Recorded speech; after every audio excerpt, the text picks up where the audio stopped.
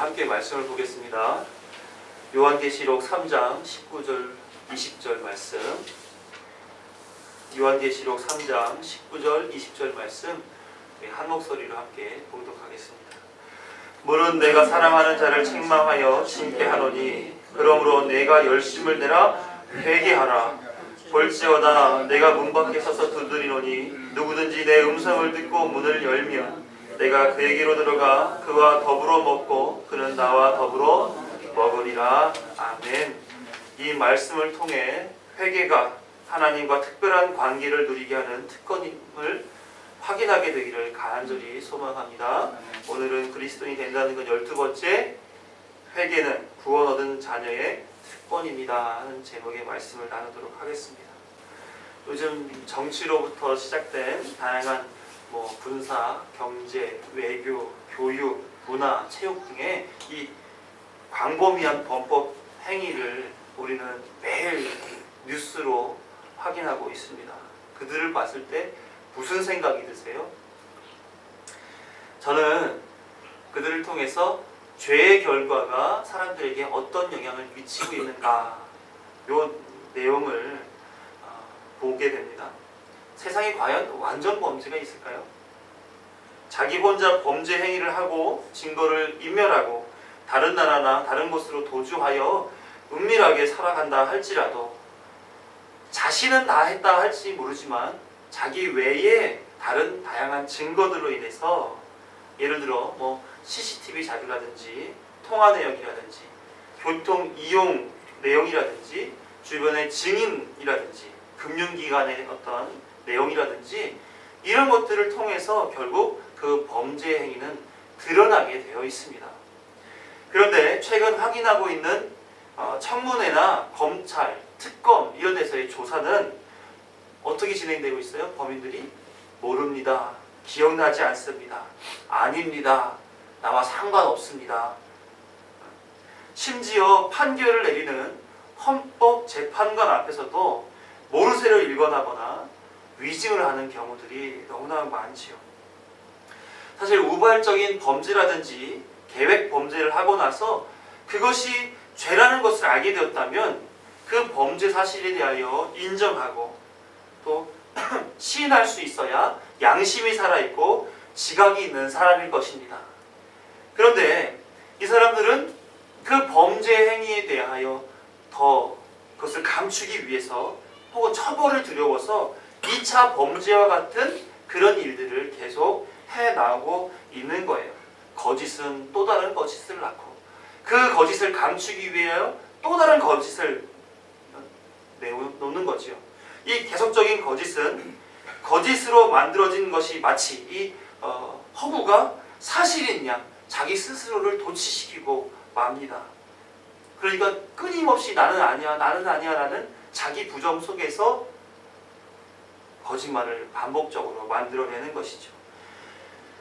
결국 무엇이 부끄러움인지 무엇이 수치스러움인지를 망각하게 되게 만들어버립니다. 이게 뭐예요? 죄의 결과라고 하는 거예요. 범죄로 인해 자신들의 이권을 챙기고 부를 챙기고 자기의 세상을 만드는 그 속에서 세금을 착취하고 사람들에게 모멸감을 주고 고통을 주었음에도 불구하고 여전히 자기 보호에 급급하고 법을 이용해서 교묘하게 법 위에 군림하려고 하는 그런 모습을 보았을 때 죄는 철저히 자기 자신을 살려주는 듯 높여주는 듯 만들어가는 것처럼 보이나 결국 자신을 죽이는 길에 들어서게 만드는구나 하는 것을 우리는 확인할 수가 있습니다. 죄를 자꾸 이용하여 또 다른 죄를 낳고 또 다른 죄를 낳는 삶의 모습이 이러지 않습니까? 지극히 기본에서 부족한 사람들이죠. 반면에 범죄의 부역자로 있었지만 자신의 잘못을 시인하고 사실 그대로를 고백하는 사람들에게 대해서는 어떤 생각이 드세요? 저는 불쌍한 생각이 많이 듭니다. 물론 자신의 욕심도 조금 있었겠지만 윗사람을 잘못 만나서 그렇게 했구나, 그렇게 된 거 아닌가? 이런 생각이 들면서 참으로 안타까운 마음이 들더라고요. 요즘 자기 수첩을 진실되게 증거로 수집할 수 있도록 고백했던 안모 씨라는 사람이 있습니다. 그 사람은 위스콘신 대학교 경제학 박사예요. 그분하고 같은 대학원에서 공부하신 학교 교수님이 계신데 그 교수님이 그러시더라고요. 안모 씨가 쓴 논문이 미국 트럼프 대통령의 경제 정책에 반영되었다고 그렇게 알려졌습니다. 이것이 아니더라도 이와 같은 말이 돈다는 것은 이 안모 씨가 그만한 역량이 된다는 거 아니겠어요? 그렇죠? 안모 씨가 만약 훌륭한 윗사람을 만났더라면, 그래서 더 나은 나라를 만들기 위하여, 국익을 위하여 충성했더라면 얼마나 그가 정말 자신의 인생을 가치 있게 살아갔을까 하는 그런 생각을 해보게 됩니다. 그러니까 안타까워요. 이 부역자이셨던 분들의 그런 모습을 보면 안타깝더라고요. 이처럼 자신의 잘못에 대하여 인정하고 불법에 대해 시인하는 경우는 형량이 많이 줄어든다고 합니다. 일정 부분 용서가 된다, 이렇게 볼 수 있는 거 아니겠습니까? 그러니까 죄는 죄를 감추기 위해 더 큰 죄로 끌어가죠. 하지만 죄를 인식하고 그것에 대하여 용서를 구하는 그런 자세는 이 죄의 문제에서 용서의 길로 들어가게끔 만들어준다 하는 겁니다. 이게 세상의 지혜죠. 세상의 원리입니다. 그러면 이 세상이 다루고 있는 죄에 대한 얘기, 죄의 용서에 대한 얘기는 과연 우리에게 무슨 지혜를 주는가요? 잘못했을 때 거짓말로 잘못을 감추지 말고 솔직히 고백을 해서 용서를 받으라, 이런 말인 것처럼 보이잖아요. 그것도 당연히 이 땅의 지혜로서는 옳은 것 같다, 이런 생각이 듭니다. 그러나 우리는 이 땅에 살아가는 사람뿐만 아니라 하나님의 나라를 향해서 소망을 가지고 살아가는 사람이기 때문에 그 하나님이 이 땅에 허락해 주신 죄와 용서의 원리 속에서 우리는 하나님의 지혜를 배워야 되는 것입니다. 오늘은 그래서 이 내용 안에 담겨져 있는 특별한 것을 나눠보려고 하는 거예요. 아담과 하와가 선악을 알게 해주는 나무의 과실을 따먹고 말았습니다. 하나님이 그거 먹으면 죄를 짓는 거야, 그거 먹으면 반드시 죽게 될 거야, 이렇게 말씀하셨음에도 불구하고 그들은 하나님처럼 되기 위하여, 즉 선악 판단의 주체가 되는 것, 자기 자존심을 지키기 위한 거죠. 하나님의 말씀을 어기고 선악을 알게 해주는 나무의 과실을 먹게 되었습니다. 죄를 지었습니다. 그리고 그 후에 그에 대한 반응이 달라진 거예요. 제일 먼저 그들은 무엇이 달라졌습니까? 하나님이 찾았을 때 하나님이 보이지 않는 곳으로 숨어버렸습니다. 하나님이 보실 때에 에덴 동산의 어느 부분에 아담과 하와가 있다는 것을 모르겠습니까? 그러나 하나님은 모르는 척 하시고 그들을 불렀죠. 왜? 죄의 결과가 어떠한지를 알게 하시기 위하여. 아담아, 아담아, 내가 어디 있느냐? 그랬더니 아담이 어디서 나옵니까? 나무 뒤에 숨어 있다가 나오게 되죠. 죄를 짓게 되었을 때는 죄를 짓지 말라 하셨던 그분의 낯을 피하게 되어 있습니다. 정정당당하게 떳떳하게 자신의 모습을 그대로 드러내지 못하게 되어 있다는 거예요. 그래서 지금 청문회나 특검에 불려나가는 그런 사람들의 모습을 보았을 때 굉장히 자신을 수치스럽게 여기는 것을 봅니다. 고개를 땅으로 숙이고 기자들의 질문에 한마디 대꾸하지 못하면서, 또 판사나 또 검사나 질문을 받을 때에 다 모릅니다, 아닙니다, 이런 식의 어떤 위증을 벌이는 그런 모습 뭡니까? 법 앞에 떳떳하게 서지 못하는 거예요. 죄의 결과가 그렇습니다. 하나님 앞에 바르게 서지 못한다는 것. 두 번째로 그들이 달라진 것이 무엇입니까? 자기 스스로가 판단을 하게 되었습니다. 창세기 3장 7절을 보게 되면 이렇게 기록하고 있어요. 이에 그들의 눈이 밝아져 자기들이 벗은 줄을 알고 무화과 나무 잎을 엮어 치마로 삼았더라. 이에라는 표현은 선악과를 먹은 후 바로 이어진 것을 소개하는 거죠. 그들의 눈이 밝아지게 되었습니다. 이것은 눈이 나쁜 사람이 안경을 안 쓸 때처럼 침침했는데 안경을 쓰게 되니 밝아져 잘 보게 되었다, 이런 말이 아니라 지금까지 보지 못했고 혹은 보아서는 안 되는 그것이 확실하게 볼 수 있게 되었다라는 말이에요. 그래서 눈이 밝아졌다라고 하는 수동적인 표현은 또 자신이 선악과를 먹고 눈이 밝아져야지 했던 것이 아니라 자신의 의지와는 상관없이 눈이 밝아짐을 당하게 됐다는 것을 표현해 줍니다. 그러니까 여태까지는 잘 보이지 않았거나 볼 필요가 없었던 것들이 보이게 되는 거예요. 그런 눈으로 자신을 보니까 부끄럽다는 생각이 들었습니다. 이전의 눈으로는 벗은 자신이 아무렇지도 않았는데 자신의 벗은 몸이 이젠 수치스럽게 여겨지는 그런 눈을 갖게 되었다는 거예요. 부끄러움, 수치를 구별하고 판단하게 하는 죄가 그의 눈을 덮게 되었던 것입니다. 하나님께서는 누가 너의 벗었음을 알게 했느냐 이렇게 물으셨어요. 하나님의 창조는 뭐라고 표현됐습니까? 보시기에 좋았더라 라고 설명될 수 있었던 거 아니에요? 다 좋았던 거지요. 사람으로서는 어디 하나 흠잡을 수 없는 그런 창조였던 거 아닙니까? 그런데 아담과 하와의 눈에 그것이 부끄러움이요 수치인 것으로 판단되는 그런 눈을 갖게 되었다라고 하는 겁니다. 그들은 죄 때문에 하나님의 선한 창조를 보면서 그 속에서 죄로 말미암은 해석을 갖게 되었다라는 겁니다. 죄는 그래서 하나님의 모든 선한 것까지도 자기중심적인 판단을 하게 만들어버린다는 것을 우리는 알게 됩니다. 세 번째로 달라진 것이 있다면 뭡니까? 죄의 문제를 하나님께 탓하게 되었다라는 거죠. 창세기 3장 12절을 보게 되면 아담이 이르되 하나님이 주셔서 나와 함께 있게 하신 여자 그가 그 나무 열매를 내게 주므로 내가 먹었나이다. 아담의 말을 들어보면 선악과를 여자가 줘서 먹은 것으로 보이지만 좀 더 자세히 보면 하나님이 주신 그 여자가 줘서 먹었다고 범죄의 원인을 하나님께 돌리고 있는 것을 볼 수가 있습니다. 감히 하나님 앞에서 난 아무 잘못 없는데 하나님이 주신 저 여자가 선악을 알게 해주는 나무의 과실을 제게 줌으로써 제가 먹게 되었던 겁니다. 어떻게 이렇게 말할 수가 있죠? 아나무인격으로 하나님께 모든 죄의 문제를 탓으로 돌리고 있는 거예요. 죄가 들어간 아담은 하나님까지도 자기 수하에 넣고 함부로 언급하고 있는 겁니다.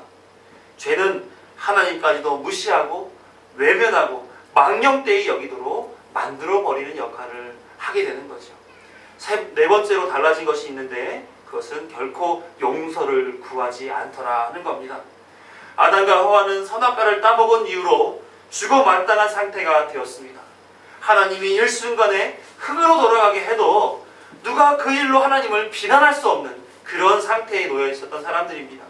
그러나 하나님 어떠하셨습니까? 그들을 죽이시지 아니하시고 아담이 하와에게 산자의 어머니라는 이름을 붙여줄 수 있게 하셨고 또 무화과 잎으로 만든 옷을 가죽옷으로 갈아입혀 주셨고 생명나무의 과실까지 따먹고 죄 상태에서 영원히 머물러 있게 하시지 않기 위해요. 그들을 에덴 동산에서 내보내시기까지 하셨습니다. 어떤 의미가 담겨 있는 겁니까? 산자의 어머니는 계속 살려주셔서 산자를 잉태하게끔 만들어준다라고 하는 그런 의미가 있지요. 가죽옷은요, 수치를 가리기도 하고 또 안전하게 생명을 보존할 수 있게 하겠다라는 그런 의미가 담겨 있잖아요. 또 에덴 동산에서 내보내졌다는 것은 처음부터 죽이시겠다라는 것이 목적이 아니라 세상에 명하신 저주 아래 살면서 죄가 무엇인지 내가 왜 이런 삶을 살게 되었는지 어떻게 하나님의 다스림을 받고 살 수 있는지를 깨닫도록 만들어주는 그런 일을 벌이셨다라는 거예요. 그러니까 하나님은 죽이시기 위한 것이 아니라 살리시기 위한 은혜를 그들에게 베풀어 주었던 것입니다. 이쯤 되면 아담과 하와가 용서를 구할 만도 되지 않습니까? 되지 않았겠습니까? 그럼에도 불구하고 이들은 용서를 구하지 않는 모습입니다. 보통 내가 잘못했는데 잘못했다는 말을 하지 않았음에도 불구하고 용서해주고 사랑의 손길을 내밀어주면 눈물이 나거나 그 앞에 무릎을 꿇게 되거나 죄송합니다 라고 하는 사죄의 말씀을 드리기 마련 아닙니까? 그런데 그들은 결코 그런 일을 버리지 않았다는 것이에요. 하나님 앞에서 무릎을 꿇었다는 말도, 눈물을 흘렸다는 말도, 용서를 구했다는 말도 한마디도 성경에 기록되어 있지 않습니다. 자기 자존심을 지키기 위해서 하나님 앞에서 철저하게 자기 중심적인 행동을 하고 살아가는 거예요. 죄는 죄를 인정하지 않게 하고 인간의 자존심을 지키도록 유도해 가고 있는 것입니다. 이것이 성경이 말하는 죄의 속성들인 거예요. 잘 생각해 보세요. 서두에 전해드린 이 사회적 무리를 일으킨 저들의 특징과 같지 않습니까? 세상을 자기 판단하에 두려고 하고 세상에 두려운 것 없이 자신을 가장 높은 자리로 올려놓으려고 하고 절대 죄를 인정하지 아니하려고 하는 그런 모습 속에서 동일한 죄인들의 속성들이 공유되고 있다는 것을 확인할 수가 있습니다. 그러면 하나님은 이런 죄인들에게 어떤 심판하신다고 그랬어요? 로마서 6장 23절 함께 읽어봅니다. 죄의 삭은 사망이요 하나님의 은사는 그리스도 예수 우리 주 안에 있는 영생이니라. 죄의 삭은 사망, 죽음으로 이끌어 가신다라는 겁니다. 죄인들은 다 이끌어 죽음으로 결론짓게 만들어 주신다는 것이 하나님의 뜻이에요. 그런데 죄인의 속성이 이 땅에서 실제 범법한 사람들에게만 나타나고 있지 않다는 겁니다. 스스로를 한번 돌이켜보세요. 여러분들은 어떻습니까? 우리도 때로 하나님의 뜻과 상관없이 내 뜻대로 판단하고 살지 않습니까? 하나님과 상관없이 내 판단대로 살며 자신에게 능력을 행하고 있는 죄에 대해서 인정하고 살아가지 않습니까? 늘 항상 하나님만 생각하고 사세요? 아니면 거룩을 추구하기 위하여 바른 판단하고 살아갑니까? 그렇지 않다는 겁니다. 일순간이라도 우리는 하나님을 망각한 적도 있고 죄를 즐거워서 지은 적도 있습니다. 야고보 사도는 야고보서 2장 10절에 이렇게 기록하고 있어요. 함께 읽어봅니다. 누구든지 온 율법을 지키다가 그 하나를 범하면 모두 범한 자가 되나니 온 율법을 다 지키고 살았다 해도 그 중에 하나라도 실수로 죄를 범했다면 모든 죄를 범한 자가 된다 이렇게 기록하고 있어요. 정말로 털어도 먼지 안 나게 사시는 분이 있으십니까? 한 분도 없어요. 하나님 말씀에 기록된 대로 거룩하고 신실하게 사는 분이 계십니까? 한 분도 없는 거죠. 하나님 입장에서 봤을 때 사회적으로 무리를 일으키고 있는 저들과 우리 모두는 동일한 죄인일 수밖에 없다는 겁니다. 그래서 성경은 사람들을 향해 죄인이다 이렇게 기록하고 있는 거예요. 로마서 3장 9절 함께 읽어봅니다. 그러면 어떠하냐? 우리는 나으냐? 결코 아니라 유대인이나 헬라인이나 다 죄 아래 있다고 우리가 이미 선언하였느니라. 예수님 잘 믿는다고 생각하지만 우리 안에 있는 본성은 여전히 죄를 향해 살아가도록 이끌어가고 있어요. 그래서 죄인들에게서 느끼는 감정이 가끔 우리 자신에게서도 느껴지는 거예요. 나도 멋대로 살고 있잖아. 나도 하나님 망각하고 살 때가 많잖아. 하나님 말씀 내가 얼마나 알아? 다 알아? 다 알지도 못하면서 어떻게 그것을 지키고 살지? 아마도 세상에 드러나지 않아서 그렇지 나도 털털털 털면 저들과 다르지 않은 그런 죄를 짓고 있는 걸 거야. 어느 누구도 본성에 담겨있는 그 죄성에서 자유로울 사람은 한 사람도 없다는 겁니다.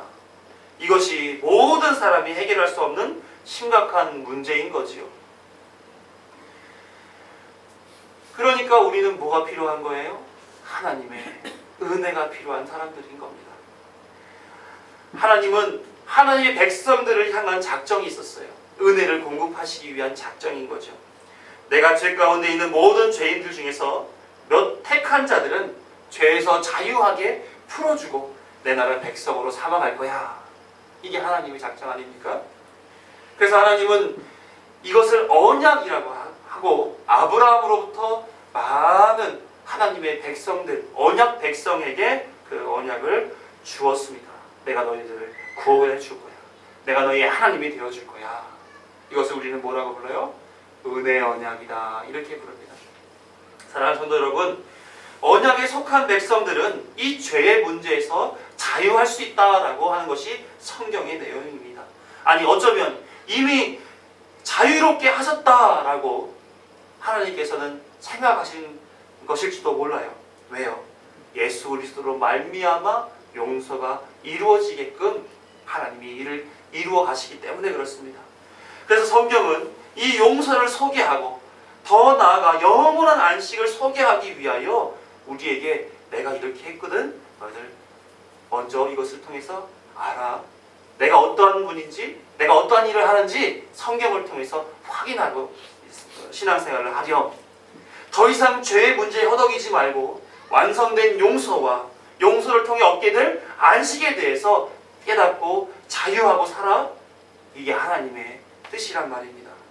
그래서 성경을 아는 만큼, 성경의 내용을 바르게 깨달을 만큼 이 땅에서 자유하고 살 수가 있는 거예요. 그렇잖아요. 내가 잘못을 했는데 잘못을 꾸짖을 저분이 이미 용서하셨어요. 내 마음 용서하셨다는 그 사실을 모를 때는 얼마나 졸이고 얼마나 쳐다볼 수도 없고 얼마나 자신이 수치롭게 여겨지겠습니까? 그런데 용서하셨다는 거예요. 이미 내가 너를 용서해서 내가 너에게 이러한 용서의 마음을 담은 책을 주잖아.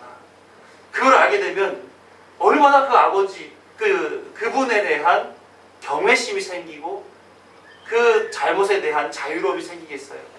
하나님은 그것을 알라고 주시는 거예요. 성경 말씀을. 진리를, 하나님의 작정과 섭리와 하나님의 나라를 알게 해주셨단 말입니다. 성경에 나타난 그 죄 용서와 안식에 대한 이야기들을 우리 함께 나눠볼 거예요. 그래서 그 죄에서 용서를 받은 자들이 누리는 특권인 회개에 대해서 한번 알아보도록 하겠습니다. 모든 사람들은 이미 하나님으로부터 사망의 선고를 받은 죄인들입니다. 어느 누구도 스스로 죄의 굴레에서 벗어날 수 없는 그런 상태에 놓여 있다는 거죠. 그러나 예수 그리스도께서는 사람의 죄를 위해 대신 죄값을 치르기 위해 이 땅에 오셨습니다. 마태복음 20장 28절 함께 읽어요. 인자가 온 것은 섬김을 받으려 함이 아니라 도리어 섬기려 하고 자기 목숨을 많은 사람의 대속물로 주려 함이니라. 예수님의 대속하심으로 많은 사람들이 죄의 심판을 받지 않을 수 있게끔 된 특권을 누리게 되었습니다. 사망에 이르게 하는 죄와 사망의 법에서 해방되어서 그리스도 예수 안에 있는 생명의 성령의 법에 따라 자유하게 되게 되었던 것이죠. 한마디로 많은 사람들이 용서의 섬김을 예수 그리스도로 말미암아 받게 되었다는 거예요. 하나님으로부터 심판의 정죄를 벗어나 이제는 사랑의 대상 언약 백성이 되게 되었다는 것입니다. 이 언약 백성 삼으시기 위해 예수님은 자신의 생명을 내어주기까지 당신의 백성을 사랑해 주셨다는 사실이죠. 중요한 것은 성경에 그것을 잘 담고 있고 반복적으로 그것을 설명해 주고 있는 그 거룩한 그런 생명에 대한 그런 말씀이 나와 직접 연관이 있어야 되는 거 아니겠습니까? 아무리 산에 진미가 있는 그런 잔치가 벌어진다 할지라도 그 사이에는, 나와 사이에는 담이 있거나 창이 있어서 갈 수 없고 먹을 수 없다면 무슨 상관이 있겠습니까? 그죠?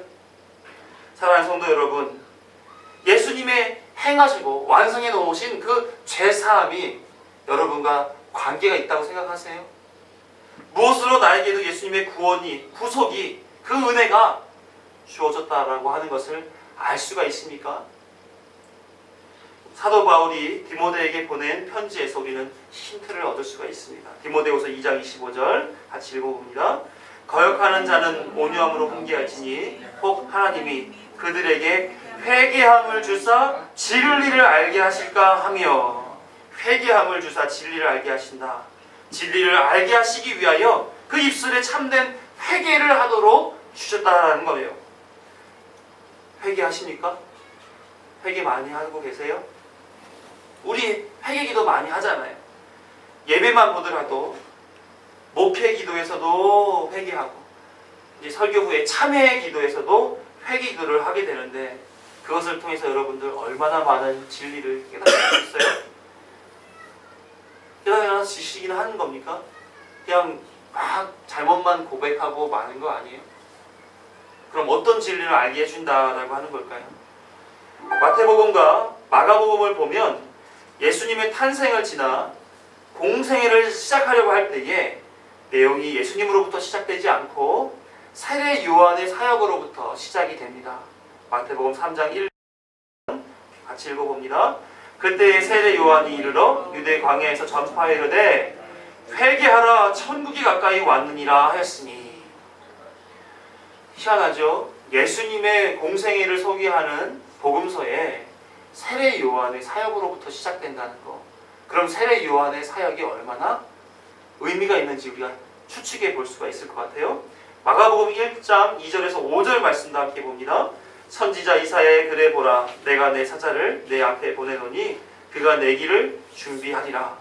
광야에 외치는 자의 소리가 있어 이르되 너희는 주의 길을 준비하라, 그의 오실 길을 곧게 하라. 기록된 것과 같이 세례 요한이 광야에 이르러 죄사함을 받게 하는 회개의 세례를 전파하니 온 유대 지방과 예루살렘 사람이 다 나아가 자기 죄를 자복하고 요단강에서 그에게 세례를 받더라. 세례 요한은 마지막 선지자로서 이 땅에 메시아의 오심을 미리 전하는 역할을 했던 그런 사람입니다. 메시아가 온다는 것은 이 세상을 사람의 세상으로 내버려 두지 아니하시고 그 속에서 하나님 뜻대로 새롭게 할 분으로서 오신다라고 하는 의미가 있는 거죠. 그때 세례 요한이 전한 말씀이 있어요. 메시아가 오신다, 메시아가 오신다라는 말이 아니라 회개하라, 천국이 가까웠느니라. 메시아가 오시기 전에 죄로 물들어 있는 자신들을 세례로서 깨끗게 하지 아니하면 너희들 큰일 날 거야, 이 얘기를 하고 있는 거예요. 마가복음에 이것을 뭐라고 기록하고 있어요? 회개의 세례다, 이렇게 기록하고 있습니다. 그러니까 회개라고 하는 것은 하나님 뜻에 합당하도록 만들어내 놓은 하나님의 특별한 은혜의 장치라는 것을 우리가 알 수가 있는 거죠. 마찬가지로 예수님도 공생애를 시작하면서 광야에서 이렇게 전파하고 계세요. 마태복음 4장 17절 같이 읽어봅니다. 시작. 이때부터 예수님께서 비로소 전파에 이르시되 회개하라, 천국이 가까이 왔느니라 하시더라. 예수님도 회개하지 아니하면 천국에 들어갈 수 없어. 반드시 회개하고 하나님 앞으로 나와. 이 얘기를 지금 선포하고 계셨던 거예요. 세례 요한도 예수님도 이 회개를 강조하셨다라고 하는 사실을 우리가 기억하면서 회개의 의미를 한번 알아보도록 합니다. 회개는 생각을 고친다라고 하는 의미의 헬라어 메타노에어라는 말을 사용합니다. 사전에서는 잘못된 것을 뉘우치고 고치는 것을 회개라고 얘기하지만 성경은 회개를 단순히 생각만 바꾸는 정도가 아니라 또 행위를 바꾸는 정도가 아니라 근본적인 마음의 결정까지도 포함하는 회개를 가르치고 있어요. 그래서 죄로부터 돌아와 하나님께로 돌아가는 것, 이것을 회개라고 말하는 겁니다. 그래서 사도행전 20장 21절에 보게 되면 유대인과 헬라인들에게 하나님께 대한 회개와 우리 주 예수 그리스도께 대한 믿음을 증언한 것이라 이렇게 얘기하면서 자신이 스스로 죄인임을 알고 자신을 향해 잘못한 것을 바꾸자 하는 자기 결단의 촉구, 세상이 말하는 사전적 의미의 회개, 이것이 아니라, 이건 사실 그렇잖아요. 자기가 자기 기준으로 살아왔는데 자기 기준에서 이거 잘못된 거야? 스스로 판단할 수 있습니까? 그렇지 않단 말이에요. 죄인의 자각이라고 하는 것은 스스로를 그렇게 판단하고 정죄할 수 없단 말입니다. 그러니까 하나님께 대한 회개라고 하는 것은 하나님께서 그 죄인의 자격을 회개를 통해 그들에게 넣어주시겠다라는 말인 거예요. 마태복음 9장 13절에 보면 예수님은 나는 죄인을 부르러 이 땅에 왔다 이렇게 말씀하시잖아요. 그러니까 예수님께서 죄인을 부르심, 그 회개를 넣어줘서 죄인의 자각을 일으켜주심. 그래서 하나님의 기준으로 나는 죄인이었구나 하는 그 사실을 자각하고 세상에 살던 그 모든 죄의 생각에서 돌이켜 하나님께 향한 회개, 그 삶으로의 전환, 그 은혜를 하나님으로부터 공급받아 판단하고 회개하게 되는 것입니다. 이처럼 하나님께서는 자신의 백성이 회개하도록 자신이 죄인이라고 하는 인식을 갖게 만들어 주세요. 그래서 자신이 죄인이라는 그 사실을 깨닫고 자신에게 있는 죄의 문제는 오직 예수 그리스도로밖에는 해결되지 않는다는 것을 알고 예수 그리스도께로 나아가야만 한다는 진리를 알므로써 예수님이 나를 부르러 오셨구나. 나를 위해 목숨을 바치셨구나. 나에게 예수님이 없었다면 어떻게 할 뻔했나. 이런 마음에 깊은 깨달음을 갖게 만들어준단 말입니다. 심지어 사도행전 11장 18절에 보게 되면 이렇게 기록하고 있어요. 같이 읽어봅니다. 그들이 이 말을 듣고 잠잠하여 하나님께 영광을 돌려 이르되 그러면 하나님께서 이방인에게도 생명 얻을 회개를 주셨도다 하니라. 결국은 뭐까지 알게 되는 거예요? 나에게도 생명 얻는 회개를 주신 거구나 하는 것까지 깨닫고 고백하게 만들어 간단 말입니다. 이게 진리인 거죠. 즉 회개는 예수님의 구속이 나에게 허락되어 있는지 분명하게 알게 해준 거예요. 그러니까 여러분들이 기도할 때에 회개의 기도를 드릴 때에 하나님 잘못했어요 용서해 주세요 라고 기도하고 끝나는 것이 아니라 그 속에 담겨져 있는 구원의 진리를 우리는 깨달으며 회개하고 나아가야 된다는 것입니다. 사랑하는 성도 여러분, 참된 회개를 하고 계십니까? 이로써 나와 예수님의 구속에 깊은 관계 있음이 확인케 되어지는 거예요. 그러니까 용서를 구하는 정도에서의 회개가 이루어지는 것이 아니라 잘 생각해 보시면 회개의 내용 반복되지 않습니까? 맨날 비슷비슷한 회개 하지 않아요? 회개는 후회나 각성이 아닙니다. 하나님께 과오를 고백하고 자신의 마음에 격려나 위로를 받기 위해서 하는 건 아니에요. 지난 기간 동안 지은 모든 죄 고백했으니까 난 용서받았어. 이렇게 면죄부를 받는 것이 회개가 아니란 말입니다. 자신이 죄된 본성에 매여 여전히 죄인임을 고백하는 것과 더 이상 죄인의 삶을 살지 않고 말씀을 따라 거룩을 추구하며 살 수 있도록 하나님께 자신을 맡기는 것, 그 진리를 깨달은 것까지 나아가는 것이 회개라는 것입니다. 그러니까 회개를 하는 사람은 믿음 있는 사람이에요? 믿지 않는 사람입니까? 믿음 있는 사람이라는 거예요. 믿음 있는 척하고 살았던 사람들도 온전한 회개하지 못한다는 겁니다. 여러분들의 회개 기도는 어떻습니까? 진정한 믿음에 입각한 그런 회개인 것, 그런 기도였기를 간절히 소망합니다. 그렇게 참된 회개를 하는 사람은 늘 하나님의 거룩한 말씀과 자신의 죄된 삶을 확인하고 점검하면서 자신의 삶을 어디로 갈까요? 하나님이 원하시는 거룩의 삶으로 하나하나 이끌림 받고 살아가게끔 되어 있다는 겁니다. 그래서 지정의의 변화가 이루어지게 되어 있어요. 지라고 하는 것은 하나님과 그의 말씀을 받아들이는 지적인 생활에 최선을 다하게 된다라는 뜻이에요. 말씀의 꿀송이보다 달콤하다는 사실, 이 말씀으로 내가 산다는 사실, 이 사실들을 더 깊이 깨닫고 추구하게 되어 있다는 겁니다. 전부 다 의를 먼저 얘기하자면 자기 중심적인 생활에서 하나님 중심적인 생활의 전환을 가지고 의지를 가지고 살아가게 된다는 겁니다. 이전에는 나를 위하여 살았다면 이제는 하나님의 영광을 위해 살아가기 위해서 노력하게 된다는 것이죠. 생활의 내용이 달라지지 않습니다. 동일한 직장, 동일한 업무, 동일히 매일 만나는 사람, 즐기는 취미 활동까지 모두가 같습니다. 하지만 그 모든 내용들이 이제는 나를 위한 것이 아니라 하나님을 위한 것, 하나님의 영광을 위한 것으로 바꾸게 된다는 거예요. 그래서 그 속에서 가졌던 모든 생각들이, 또한 말들이, 행동들이 하나님을 드러내는 증인으로서의 그런 모습으로 변화되게 되어 있다는 겁니다. 의지를 가지고 바꿔야 되겠다 하는 생각을 가지고 살아가게 된다는 거예요. 정은, 이런 지와 의의 변화는 분명 자신과의 싸움과 세상의 비진리와의 싸움으로 힘겹게 치달아갈 것입니다. 이는 하나님을 향한 근심으로 다가올 거예요.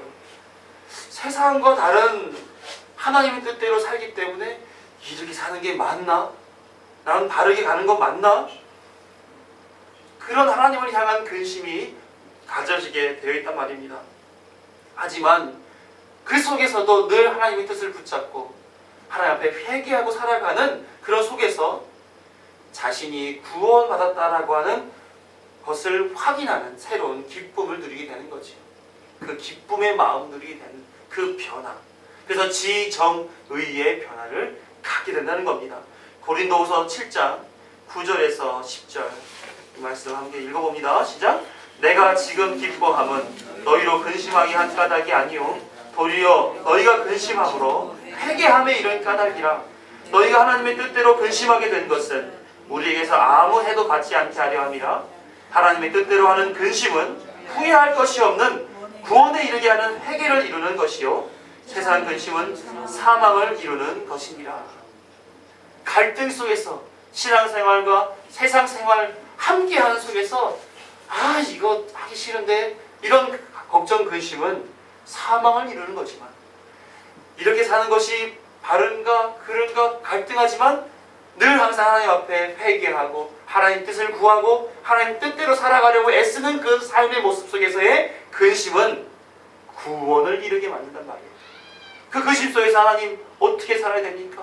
제 안에는 여전히 죄가 있어서 세상 것을 쫓아가려고 하는 의지가 있는데 하나님 그 의지를 막아주시고 하나님께로만 온전히 갈 수 있도록 이끌어 주십시오라고 기도하는 그 속에서 우리는 뭘 볼 수 있어요?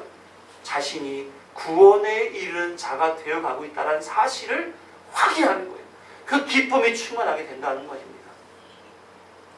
사랑하는 성도 여러분, 우리는 하나님을 믿는 그리스도인입니다. 그리스도인이 된다는 것은 구원으로 인도하시는 하나님의 은혜를 따라 그 입술에 참된 회개를 하는 사람이 된다는 것입니다. 우리가 잘 아는 삭개오는 예수님에 대한 예수님이 오신다는 소문을 듣고 그를 보기 위해 돌 무화과 나무 위에 올라섰습니다. 예수님은 이미 그의 마음을 아셨고 예수님은 삭개오를 향해서 다가오셨습니다. 그리고 그에게 말하죠. 내가 내 집에 유하여야 되겠다. 그 후 삭개오와 예수님의 대화는 이렇게 진행이 됩니다. 누가복음 19장 8, 9절을 보십시오. 같이 읽어봅니다. 삭개오가 서서 주께 여짜오되 주여 보시옵소서. 내 소유의 절반을 가난한 자들에게 주겠사오며 만일 누구의 것을 속여 빼앗은 일이 있으면 네 갑절이나 받겠나이다. 예수께서 이르시되 오늘 구원이 이 집에 이르렀으니 이 사람도 아브라함의 자손이미로다. 삭개오는요 세리장으로 살았던 사람이에요. 다른 사람의 세금을 걷어다가 나라에 바치고 월급 받는 세관원인데 그 중에서 우두머리 역할을 했던 사람이었습니다. 그래서 세리장이라는 거죠. 당시 세관원에 대한 인식은 대단히 나빴습니다. 주민들은 그냥 세금을 걷어가는 사람이라면 나빠할 필요가 뭐가 있겠어요. 어쨌든지 국민으로서 세금을 내야 되는 당연한 도리가 있기 때문에, 인식이 있기 때문에. 그런데 당시의 세리들은 그 세금 위에다가 자신의 이익까지도 붙여서 징수하고 걷어들였단 말입니다. 그래서 사람들이 그들을 자신의 피를 빨아먹는 자다라는 생각을 가졌던 거죠. 삭개오에 대한 인식도 그랬었습니다. 그래서 성경이 삭개오를 뭐라고 소개하냐면 부자 삭개오다 이렇게 얘기한단 말이에요. 그런데 삭개오 스스로에게는 자신이 살아온 것에 대한 회의감이 있었던 것 같아요. 자신의 삶에 문제가 있다는 것을 인식하고 살았던 것 같습니다. 하나님께서 그의 심중에 죄인의 자각을 심어줬던 것이죠. 그리고 예수님을 만나서 이렇게 고백하는 겁니다. 그렇게 하겠습니다. 예수님은 거기에 너희 집에 구원이 있을 것이다. 너도 아브라함에게 이루었던 그 언약 백성 중에 한 사람이 된다. 이렇게 얘기했던 거죠. 삭개오의 이름을 헬라어로 자카이오스라고 얘기합니다. 히브리어 자카이에서 온 단어인데요. 우리가 삭개오를 보게 되면 나쁜 사람이라고 생각이 들잖아요. 그렇죠? 그런데 그 이름의 뜻은 어떠한 의미냐면 깨끗한 자, 의로운 자라는 의미를 가지고 있습니다. 자신의 이름에 합당한 신앙으로서의 삶으로 회개했다는 거죠. 돌이켰다는 겁니다. 예수님은 그를 구원하셨습니다. 그가 아브라함의 자손 언약 백성임을 천명해 주셨습니다. 그의 고백이 바로 회개의 고백이었던 거예요. 그는 회개를 함과 동시에 구원을 얻게 되었습니다. 얼마나 기뻐했을까요? 그동안에 삭개오의 마음에 있었던 불안, 염려, 근심이었던 모든 죄의 문제가 일순간에 해결되는 기쁨을 누리게 되었을 것입니다. 성경에는 이렇게 회개한 후 구원 얻은 성도들을 많이 소개합니다. 나아만 장군, 므낫세, 나면서 소개된 자, 사마리아 여인, 메시, 고넬료, 바울, 루디아 등등의 많은 사람들이 이처럼 회개하고 하나님께로 돌아와 구원 얻는 일에 동참했던 것입니다. 하나님이 왜 자꾸 성경에 이런 사람들을 소개해 줄까요? 반복적으로 신구약을 통틀어서 그런 사람들이 질비하게 늘어져 있을까요? 우리나 그 인물들이나 분명히 죄인임은 틀림없으나 하나님께서 동일하게 구원의 회개를 하게 하실 것이기 때문에, 더 나아가 우리에게 구원을 주실 것이기 때문에 성경을 보면서 잘 확인해봐. 내가 너들도 이 사람들처럼 회개하는 삶을 살게 만들어 줄 거야. 너희들 이렇게 살 거니까 알고 있어라, 믿어라. 이렇게 미리 성경을 통해서 우리에게 알려주시는 거예요. 회개하고 은혜를 받고 구원에 이른 저들의 삶이 곧 우리의 삶이 될 것이다 라고 하는 하나님의 선언이 성경을 통해 우리에게 다가오고 있는 것입니다. 누가복음 15장에 보게 되면 회개에 대한 세 가지 비유가 등장합니다.